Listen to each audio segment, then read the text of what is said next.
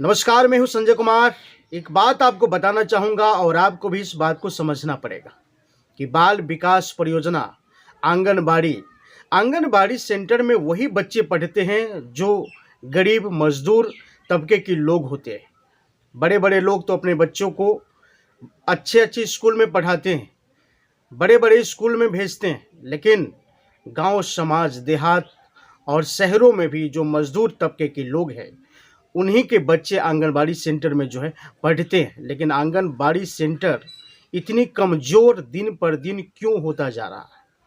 कारण क्या है कि सरकार की तमाम व्यवस्था मिलने के बावजूद भी ये कम क्यों होता जा रहा है, कमज़ोर क्यों होता जा रहा है? आखिर सरकार इस पर कर क्या रहा है? क्या बाल विकास परियोजना में जितने सारे ऑफिसर हैं, क्या उस ऑफिसर की निगरानी में जिस प्रकार से काम कर रही हैं, आपको क्या लगता है कि आज के समय में क्या बाल विकास परियोजना किस प्रकार से उन्नति कर रही है? आखिर डिजिटल इंडिया में अगर मोदी सरकार अगर कह रहे हैं कि इंडिया तरक्की कर रहा है, तो फिर बाल विकास परियोजना अर्थात आंगनबाड़ी सेंटर तरक्की क्यों नहीं कर रहा है? मामला क्या है? क्यों पीछे जा रहा है? क्यों दिन पर दिन पीछे जा रहा है? आखिर क्यों विकास नहीं हो पा रहा है आंगनबाड़ी सेंटरों की बच्चों को?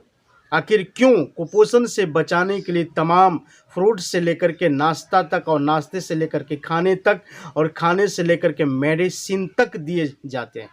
हर व्यवस्थाओं में सरकार आगे बढ़ चढ़ कर के बता रहे हैं कि हिस्सा ले रहे हैं, लेकिन कारण क्या है? आज उस कारण पर हम आपके साथ बात करेंगे। लेकिन आपको समझना पड़ेगा, मात्र 3 अधिकारी बाल विकास परियोजना का वो पूरे तरह से दीवार की तरह इसको चाट रहा है।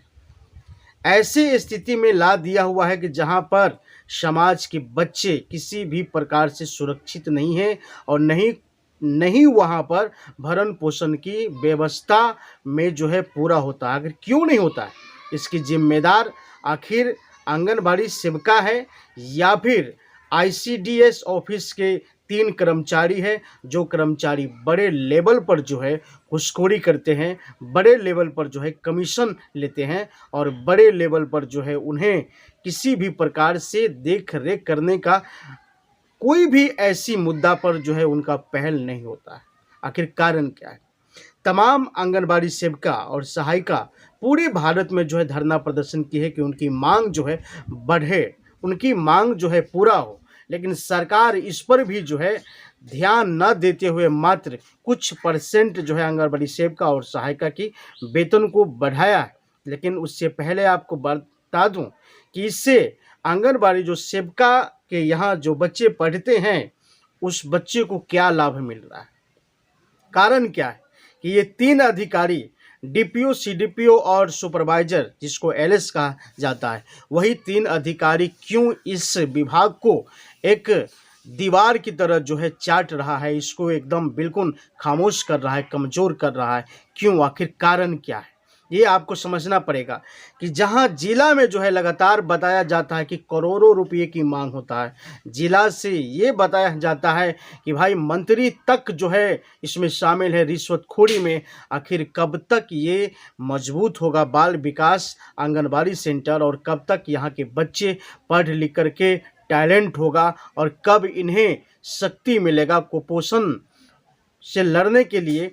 आखिर इस विभाग में अगर सब कुछ ठीक चल रहा है तो आखिर बच्चे क्यों नहीं तंदुरुस्त हो रहा है? बच्चे की जो एजुकेशन है वो क्यों नहीं मजबूत हो पा रहा है? मैंने हज़ारों सेविका सहायिका से मिला है और बात किया है। उसने एक ही बात को बार बार बताने की कोशिश किया है कि अगर हम बच्चे को पढ़ाने की बात करते हैं, हम अगर बच्चे को कुपोषण से दूर हटाने की बात करते हैं, हम उसे पोषण तत्व देने अगर चाहते हैं, तो इसमें बहुत सारी कठिनाई होती है, बहुत सारे परेशानी होती है। इसमें हम कितना में क्या कर सकते हैं?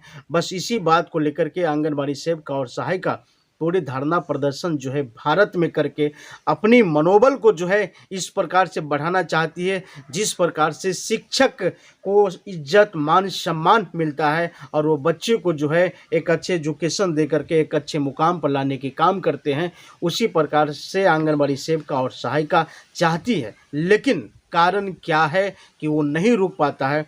चलिए आगे की तरफ हम आपको बताना चाहेंगे किस प्रकार से रुकावट है, कहाँ रुकावट है, कैसे रुकावट है और क्यों बच्चा को पूरा तत्व नहीं मिल पाता है, पूरे बच्चे को एजुकेशन क्यों नहीं मिल पाता है। इन तमाम मुद्दों पर हम आज आपके साथ बात करेंगे।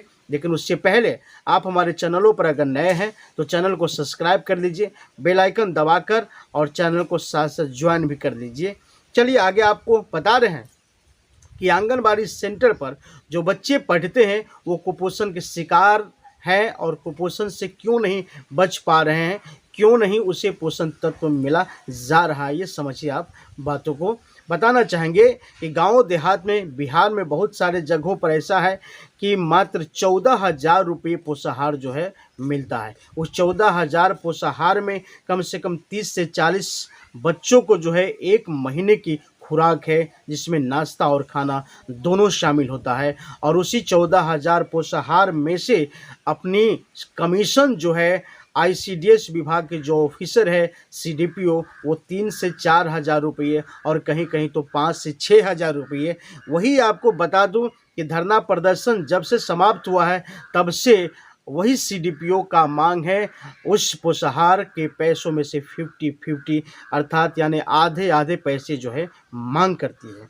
दूसरी सवाल हम आपको बताना चाहेंगे कि भाउचर, पोषाहार के भाउचर बनाने के नाम पर वही एलएस जो है कम से कम 1,000 से 1,500 रुपये सेविका से जो है मांगती है कि मैं तभी भाउचर बनाऊंगा जब मुझे 1,000 से 1,500 रुपये मिलेगा, तभी हम भाउचर बनाने की कोशिश करेंगे, अन्यथा हम भाउचर आपको नहीं बना सकते हैं। अब इस मजबूरी में जो है आंगनबाड़ी सेविका और सेविका को जो है देना पड़ता है कमीशन। अगर वो सेविका अगर कमीशन नहीं देगी तो जो एलएस है, सुपरवाइज़र है, वो भाउचर नहीं बनाएगी, वो जो है सीडीपीओ से जो है भाउचर पास नहीं करा करके सेंटर पर नहीं भेजेगी। इसीलिए सेविका को जो है मजबूरी हो जाता है कि उसको 1,000-1,500 रुपये कमीशन देना। अब बता दीजिए, एक बात ये समझ लीजिए, अब इस बात को समझ लीजिए कि अगर 14,000 में से 3 से 4 हज़ार रुपये अगर सीडीपीओ ले लेती है, उसके बाद 1,000 से 1,500 रुपया एलएस ले लेती है, उसके बाद बताइए कि बचेगा क्या। यहाँ तो बच कुछ नहीं रहा है, और जो बच रहा है उसमें 30 से 40 बच्चे को एक महीने पढ़ाने पड़ते हैं, एक महीने उन्हें खर्च देना पड़ता है। उसी में से गर्भवती महिलाओं को भी जो है राशन वितरण करना पड़ता है, उसी सभी में से उन्हें हर रंग का पोषाहार देना पड़ता है। अब ज़रा बताइए कि इस स्थिति में किस प्रकार आंगनबाड़ी सेविका उस बच्चों को जो है भरण पोषण करेगी।